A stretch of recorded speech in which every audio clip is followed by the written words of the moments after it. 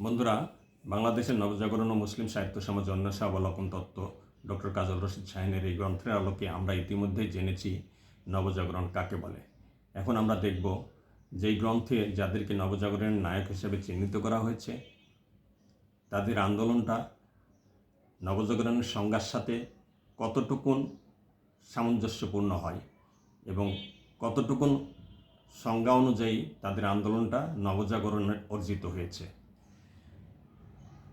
প্রথমেই আমরা বুদ্ধির মুক্তি আন্দোলন অর্থাৎ মুসলিম সাহিত্য সমাজের নেতৃবৃন্দের কথা বলবো। মুসলিম সাহিত্য সমাজের আন্দোলনের মূল কথাটাই ছিল হলো তারা যে পত্রিকাটা বের করতো শিক্ষা, সেই পত্রিকার মোটো হিসাবে লিখত পত্রিকার উপরে যে জ্ঞান যেখানে সীমাবদ্ধ, বুদ্ধি সেখানে আড়ষ্ট, মুক্তি সেখানে অসম্ভব। তাদের লক্ষ্যটাই ছিল জ্ঞানকে অবমুক্ত করা। অর্থাৎ এই ভূখণ্ডের মানুষ আগে থেকেই উর্দু এবং আরবিকে মুসলমানদের ভাষা হিসাবে গ্রহণ করে নিয়েছিল এবং তাদের মধ্যে একটা মনস্তাত্ত্বিকভাবে উর্দু মুসলমানদের ভাষা হিসাবে বাংলাদেশের মানুষের রাষ্ট্রভাষা হলে সমস্যা নাই, এই ধারণাটা প্রগাঢ় রূপে ধারণ করছিল। তো মুসলিম সাহিত্য সমাজের নেতারা এই জায়গাটায় দেখলেন যে মাতৃভাষা ছাড়া জ্ঞান অর্জন করি পরিপূর্ণতা অর্জন করা যায় না এবং মুসলমানরা এই ভূখণ্ডে যা ভাবছে তাতে মুসলমানরা নিজেদের পায়ে আরও গভীরভাবে কোড়াল মারছে। দেখুন, 1741 সালে জন্মগ্রহণ করা রামনিধি গুপ্ত তার মতো কবি সেই কালেই বুঝতে পেরেছেন যে নানান দেশের নানান ভাষা বিনে স্বদেশীয় ভাষা পুরে কি আশা। স্বদেশীয় মানে মাতৃভাষাই। তো মাতৃভাষা ছাড়া কি আশা পূরণ হয় না। কিন্তু এদেশের মানুষকে বিভ্রান্ত করা হয়েছে। এদেশের পথভ্রষ্ট ধার্মিক রূপী মোল্লারা ধর্মগ্রন্থের মূল ধর্মগ্রন্থ কোরআন থেকে মানুষকে দূরে সরিয়ে দিয়ে ফতুয়া নির্ভর ধর্মের দিকে নিয়ে গেছে, যার কারণে বিরাট একটা সর্বনাশ হয়ে যাচ্ছিল। এবং সেই কারণেই বুদ্ধির মুক্তির আন্দোলনের নেতাদের প্রথম দাবি ছিল যে এই ভূখণ্ডের মানুষকে হিন্দু মুসলমান নির্বিশেষে সবাই কোরআনের সাথে পরিচিত করতে হবে এবং কোরআনকে বাংলায় তর্জমা করে যুগোপযোগীভাবে বাংলায় তর্জমা করতে প্রয়োজন হলে করতে হবে, করে সমস্ত মানুষকে সেটা সম্পর্কে ভালো জ্ঞান দিতে হবে। এটা তাদের ছিল প্রধান আন্দোলন। সেই সাথে সমস্ত ভাষাই যাতে অবমুক্ত হয় এবং জ্ঞান যাতে কোনোভাবে প্রতিবন্ধকতার সম্মুখীন না হয়, মানুষ যাতে মুক্তভাবে জ্ঞান অর্জন করতে পারে, সেই আন্দোলনটা তারা করেছেন। জ্ঞান অর্জন এই আন্দোলনের ফসল হিসাবে পরবর্তীতে আমরা বাংলা ভাষার অধিকার প্রতিষ্ঠাতা পেয়েছি, লেখক যেটা বলতে চেয়েছেন। সেই জন্য লেখক এই বুদ্ধির মুক্তি আন্দোলনের কার্যক্রমটাকে অর্থাৎ মুসলিম সাহিত্য সমাজের আন্দোলনটাকে লেখক নবজাগরণের অংশ হিসাবে চিহ্নিত করেছেন। নবজাগরণের অংশ হিসাবে আমরা পেলাম।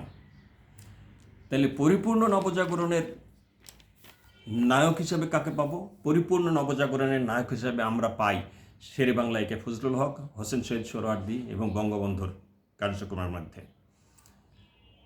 1940 সালে শেরে বাংলা একে ফজলুল হক এই ভূখণ্ডের অর্থাৎ ভারতবর্ষের মুসলমানদের জন্য পৃথক পৃথক একাধিক মুসলিম রাষ্ট্র গঠনের দাবি তুলেছিলেন। এখানে বাঙালির যেমন অর্থাৎ শেরে বাংলা বাঙালি হয়ে যেমন নিজের অধিকারের কথা বলেছেন, তেমনি পাকিস্তানের অন্যান্য প্রান্তের মুসলমানদের অধিকারের জন্য তাদের পৃথক স্বাধীন রাষ্ট্র গঠনের জন্য দাবি তুলেছিলেন। এই জায়গাটায় শেরে বাংলা পরিপূর্ণরূপে একজন নবজাগরণের নায়ক। দ্বিতীয়ত, হোসেন শহীদ সোহরাওয়ার্দী 1946 সালে যখন দিল্লি প্রস্তাব করলেন যে অবিভক্ত বাংলাকে স্বাধীন রাষ্ট্র হিসাবে ঘোষণা করতে হবে, অর্থাৎ পশ্চিমবঙ্গ এবং বাংলাদেশ মিলে একটি স্বাধীন ভূখণ্ড তৈরি হবে। এখানে দেখুন, পশ্চিমবঙ্গে হিন্দু প্রধান এবং পূর্ববঙ্গে মুসলিম প্রধান। হোসেন শহীদ সোহরাওয়ার্দী নিজেও একজন মুসলমান। তো সে কিন্তু হিন্দু মুসলিম বাদ বিচার না করে হিন্দুদের এবং মুসলিমদের নিয়েই একটি স্বাধীন রাষ্ট্র গঠনের কথা বললেন।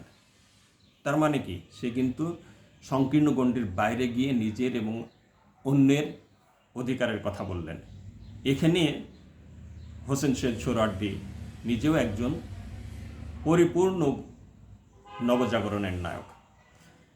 এরপরে আসি বঙ্গবন্ধু শেখ মুজিবুর রহমানের কথা। বঙ্গবন্ধু শেখ মুজিবুর রহমান 52 সালে ভাষা আন্দোলনের পরপরই পাকিস্তানের জাতীয় পরিষদে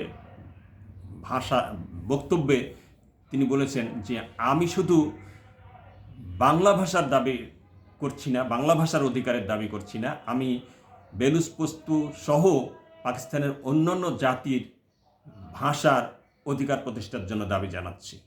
সুতরাং বাঙালি বঙ্গবন্ধু শেখ মুজিবুর যখন বেলুচপস্তু সহ অন্যান্য জাতির ভাষারও অধিকারের দাবি করেন, তখন সেই আন্দোলনটা নবজাগরণের পরিপূর্ণ রূপ পায়। সুতরাং আমরা এই 3 জন মহানায়কের মধ্যে নবজাগরণের পরিপূর্ণ রূপটাই পাই।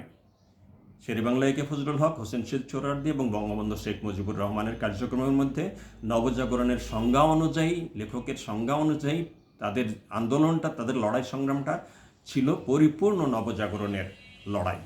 ধন্যবাদ, ভালো থাকবেন।